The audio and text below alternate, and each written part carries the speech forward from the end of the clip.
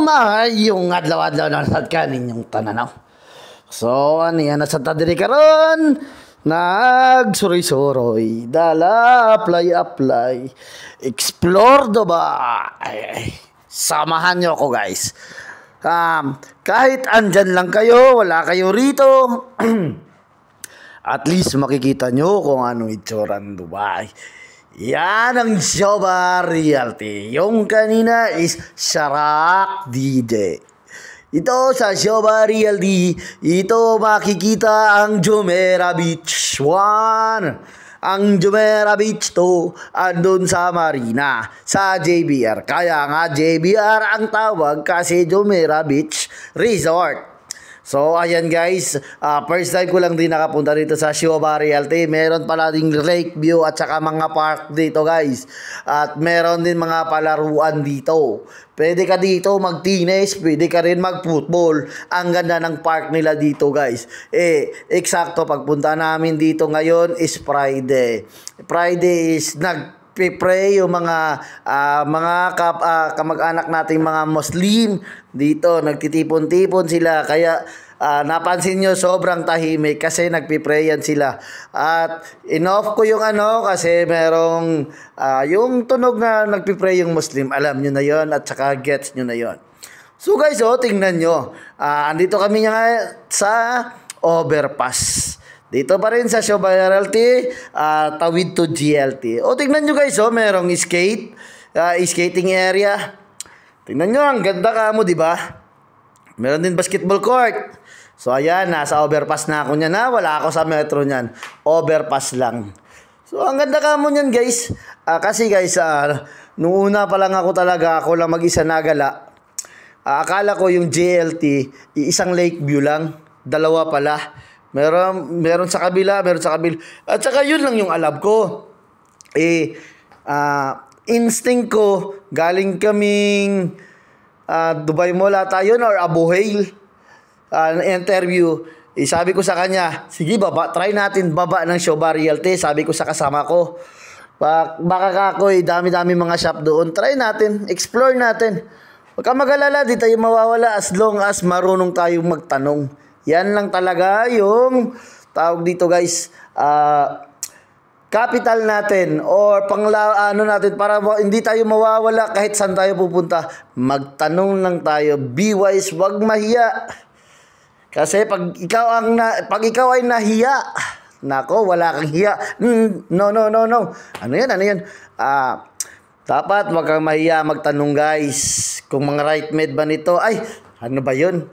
Huwag kang mahiyang magtanong guys kung saan ka na at saan ka papunta. Kasi wala naman bayad yun free naman yun. Tsaka depende na din yun sa approach mo guys. Mas mabuti nga yun guys, makaka-gain ka ng maraming kaibigan. At marami ka ding mapupuntahan. Explore the Dubai and enjoy the view. Kaya gulat ako, dami-dami palang mga doon. Shop. So ayun, nakapagpasa din kami ng CB doon at saka enjoying the view.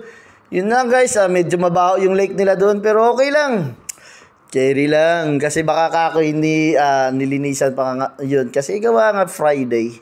Baka pagkahapon nun yun pa yung linis time. So andito guys, nako, na doble ko ito. Pero okay lang guys, at least nakita nyo dito sa video na ito, itong malaking aquarium sa Dubai Mall. Ginala din ako ng pinsan ko kasi gusto niya din pumunta ng Dubai Mall. Kahit weekend. Kita nyo kanina, sobrang dami ng tao. Isipin nyo guys napakalaking mall yun. One of the biggest mall in the world. Pero nakita nyo yung tao na para mga langgam, sobrang dami. Sa loob pa yun hindi pa kasama yung nasa fountain nun, malapit sa Burj Khalifa. Yan kadami ang tao sa Dubai Mall pag weekends. Grabe, sobrang dami talaga. So ayan guys, tingnan nyo yan guys. Yan yung fountain. Yung building na yun sa harap na yun, yan yung Burj Khalifa.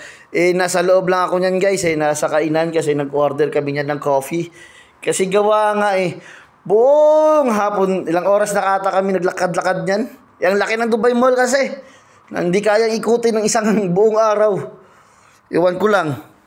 Mawawala ka talaga. Sobrang laki ng mga mall dito. So yan guys, nakaupo lang kami yan guys. Na-order. Habang na-order, sakto. Nag-ano yung fountain. Kaya nag-video na lang din ako.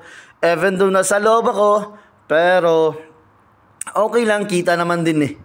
Tsaka, the worst thing is, merong lalaki dyan na nadaan ata. Yan, tinakpan pa ni Kuya.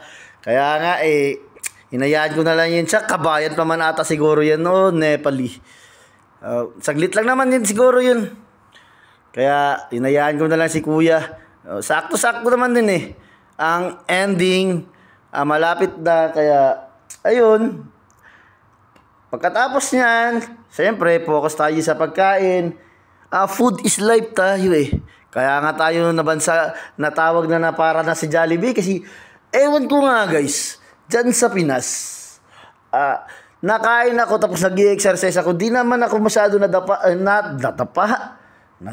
man hinuon.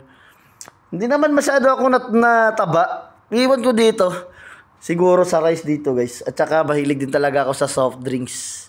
Advice nga dyan guys. Bakit, paano natin maiiwasan yung kasanay natin uminom ng soft drinks? So, ayun guys. Ayan, hinihintay na lang namin yan pinsan ko.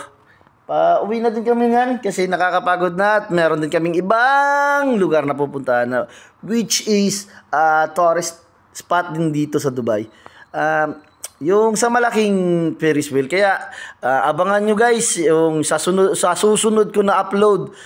So magkikita-kita tayo. Hanggang dito na lang po muna. At kami lalakad na kasi malayo-layo pa yung lalakarin namin. At yan, salamat sa panunod. Bye!